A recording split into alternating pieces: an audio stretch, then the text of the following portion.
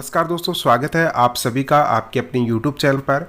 दोस्तों, इस क्लास के अंदर हम रोज़ाना कवर करने वाले हैं राजस्थान का करंट अफेयर्स और इसके साथ ही नेशनल और इंटरनेशनल करंट अफेयर्स की भी इम्पोर्टेंट जो भी खबरें होंगी उनको हम कवर करते हुए चलेंगे।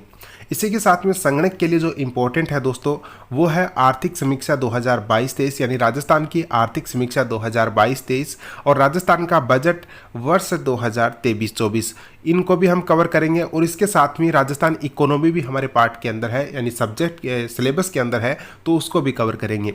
यानी हमारा जो राजस्थान जीके का पार्ट आने वाला है 30 नंबर का, उसके अंदर तो करंट अफेयर्स शामिल रहेगा, लेकिन जो स्टैटिक्स वाला पार्ट है जिसके अंदर इकोनॉमी आनी है, राजस्थान की इकोनॉमी आनी है, वहाँ पर हमें बजट और आर्थिक समीक्षा भी पढ़ना पड़ेगा। तो इसलिए हम सारों को एक साथ ही कवर करते हुए चलेंगे और रोज़ाना थोड़ा थोड़ा कवर करेंगे, तो एग्ज़ाम तक हमारा सिलेबस है वो अच्छे से दोस्तों रिवाइज भी हो जाएगा और हमें बिल्कुल भी डर नहीं लगेगा कि करंट अफेयर्स हमने पढ़ा नहीं, आर्थिक समीक्षा हमने नहीं पढ़ी, बजट हमने नहीं पढ़ा, राजस्थान की इकोनॉमी हमने नहीं पढ़ी। तो ये सारे कवर हम अच्छे से करने वाले हैं। तो आज की दोस्तों ये पहली क्लास है और उम्मीद करता हूँ दोस्तों ये क्लास आपको ज़रूर पसंद आएगी। पसंद आए तो दोस्तों इस वीडियो के नीचे कमेंट करके आप थोड़ा सा हौसला ज़रूर बढ़ा देना, ताकि आपकी कंटिन्यू लगातार एग्जाम तक क्लास चलती रहे और कंटेंट आपका दोस्तों सबसे शानदार रहेगा। फ्री में क्लास है, कोई भी यहाँ पर यूट्यूब के ऊपर पैसा नहीं लगने वाला है। पहली स्लाइड आपके सामने है दोस्तों और यहाँ पर सबसे पहले हम बात करेंगे राजस्थान इंटरनेशनल सेंटर के बारे में। देखिए दोस्तों, राजस्थान इंटरनेशनल सेंटर का हाल ही में लोकार्पण किया गया है और काफ़ी चर्चा में है। ये पिछले साल से चर्चा में था और अब भी चर्चा में है, क्योंकि 17 अप्रैल 2023 को इसका लोकार्पण किया गया है। कहाँ पर किया गया है ये हमें ज़रूर पता होनी चाहिए, एग्जिट लोकेशन हमें पता होनी चाहिए। दोस्तों, जयपुर तो सभी याद करेंगे, लेकिन एग्जिट लोकेशन है वो हमें ज़रूर पता होना चाहिए और यहीं से एग्जामिनर हमें कन्फ्यूज़ करने वाला है। देखिए, जालाना के अंदर, जयपुर के जालाना के अंदर राजस्थान इंटरनेशनल सेंटर का लोकार्पण किया गया है 17 अप्रैल 2023 को। दिल्ली के इंडिया इंटरनेशनल सेंटर और इंडिया हैबिटेट सेंटर की तर्ज पर राजस्थान इंटरनेशनल सेंटर का लोकार्पण किया गया। तो ये जालाना जयपुर के अंदर स्थापित किया गया है। तो राजस्थान इंटरनेशनल सेंटर का लोकार्पण कहाँ किया गया? जालाना जयपुर के अंदर। अगली स्लाइड देखिएगा। दूसरी इंपॉर्टेंट हम बात करने जा रहे हैं राजीव गांधी ओलंपिक खेलों के बारे में।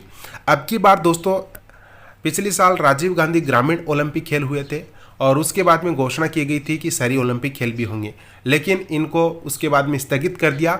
और अब दोस्तों 23 जून 2023 से ग्रामीण ओलंपिक खेल और शहरी ओलंपिक खेल दोनों साथ साथ होने वाले हैं। कब से इनकी शुरुआत होगी? 23 जून से।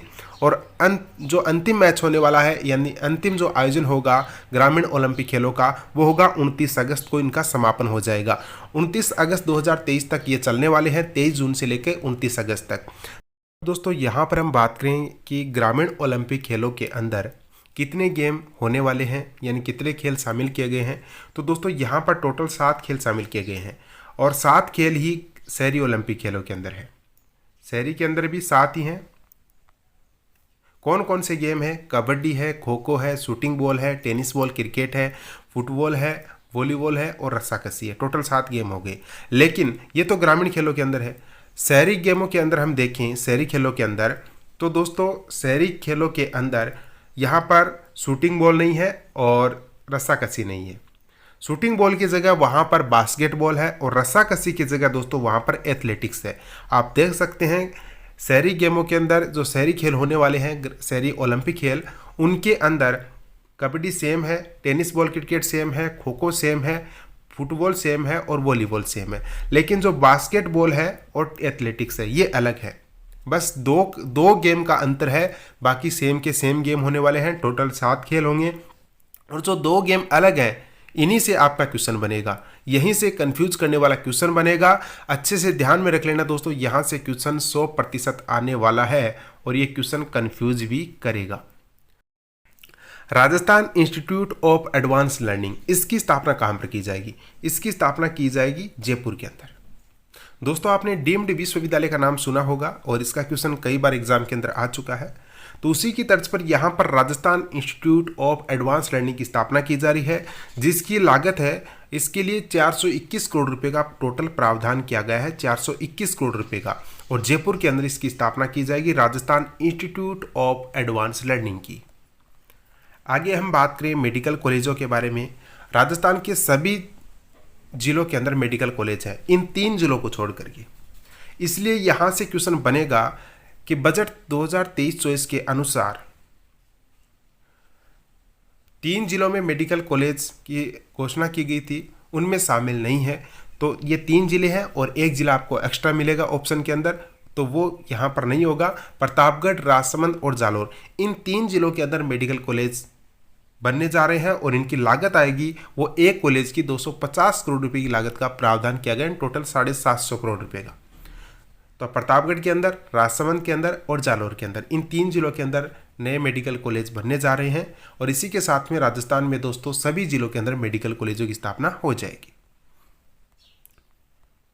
आगे हम बात करें दोस्तों सूचना आयोग की बेंच के बारे में।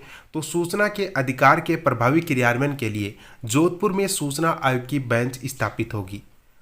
सूचना आयोग की बेंच कहां पर स्थापित होगी? जोधपुर के अंदर।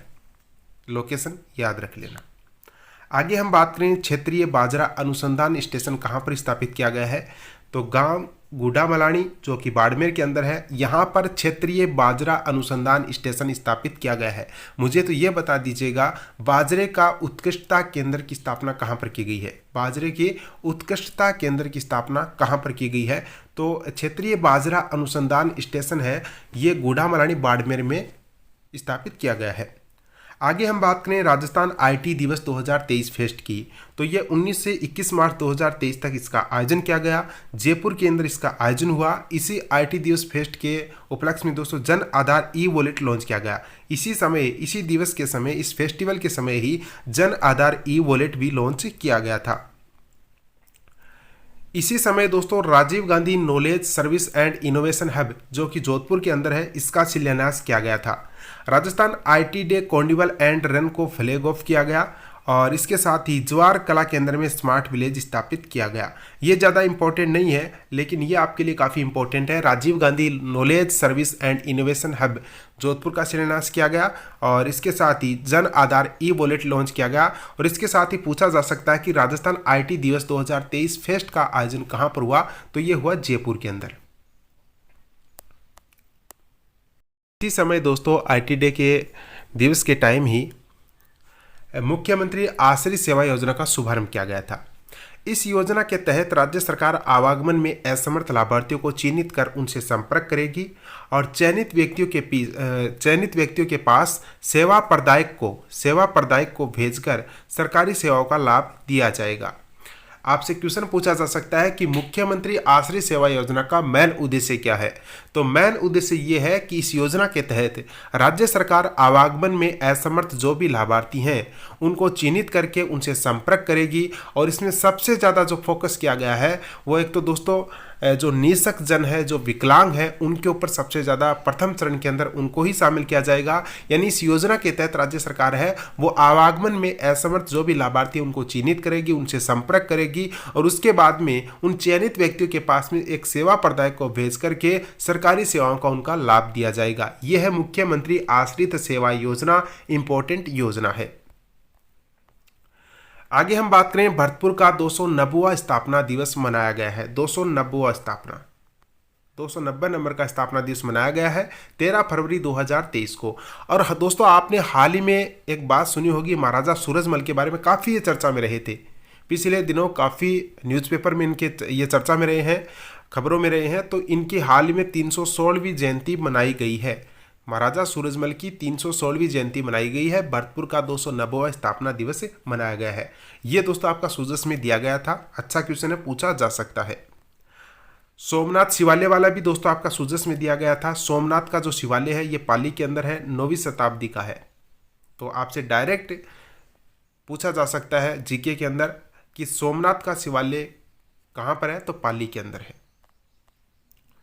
यह है सबसे ज़्यादा इंपॉर्टेंट क्वेश्चन। जल योद्धा गायत्री देवी यादव, देखिए 4 मार्च इनको दोस्तों जल योद्धा श्रेणी से सम्मानित किया गया है। 4 मार्च 2023 को नई दिल्ली के विज्ञान भवन में आयोजित स्वच्छ सुजल शक्ति सम्मान समारोह में राष्ट्रपति द्रौपदी मुर्मू ने जल महिला की भूमिका निभा रही स्वयंसेवी गायत्री देवी यादव को जल योद्धा श्रेणी से सम्मानित किया है। तो आपको अच्छे से याद रखना है जल योद्धा श्रेणी से किनको सम्मानित किया गया है। इनको जल योद्धा के नाम से जाना जाता है, गायत्री देवी यादव को इनको सम्मानित किया गया है। इसके बाद में अगला दोस्तों आपका आता है Rajasthan millets conclave 2023। Rajasthan millets conclave 2023, इसका आयोजन 13 से 14 मार्च 2023 तक किया गया है। दुर्गापुरा जयपुर के अंदर किया गया है। देश में बाजरा क्षेत्रफल में राजस्थान का हिस्सा है 57.10%। और उत्पादन कितना करता है राजस्थान? टोटल देश में जितना उत्पादन होता है उसका 41.71% राजस्थान में एक अकेला है दोस्तों। राजस्थान 41.71% उत्पादन करता है। संयुक्त राष्ट्र महासभा द्वारा घोषित वर्ष 2023 को अंतर्राष्ट्रीय मिलेट्स वर्ष के रूप में मनाया जा रहा है। इसके अंदर हम मिलेट्स की हम बात करें तो इनके अंदर बाजरा है, जवार है, रागी है, कोदो है, कुटकी है, सावा है। इन मिलेट्स के बारे में लोगों को जागरूक करना, इनके महत्व के बारे में बताना, इनकी गुणवत्ता के बारे में बताना इस राजस्थान मिलेट्स कॉन्क्लेव 2023 का मेन उद्देश्य है। और इसीलिए संयुक्त राष्ट्र महासभा द्वारा जो 2023 को अंतर्राष्ट्रीय मिलेट्स के रूप में घोषित किया गया है और इसको मनाया जा रहा है। तो ये थे दोस्तों आज के इम्पोर्टेंट करंट अफेयर्स के कुछ आपके पॉइंट और कुछ इम्पोर्टेंट तथ्य। देखिए, हम जो कल क्लास लेने वाले हैं उस क्लास के अंदर जो आज हमने पढ़ा है उसके अभ्यास के लिए जो इम्पोर्टेंट क्वेश्चन आपके बन सकते हैं उन क्वेश्चनों का हम कल डिस्कस करेंगे। देखिए, आज जितना हमने पढ़ा है उनके ऊपर जो क्वेश्चन आपके एग्जाम के अंदर बनेगा उन क्वेश्चनों को पहले डिस्कस करेंगे, उसके बाद में अगला करंट अफेयर्स हम पढ़ेंगे। तो आज के लिए बस इतना ही, मिलते हैं नए वीडियो के अंदर। तब तक के लिए आपसे दोस्तों का धन्यवाद।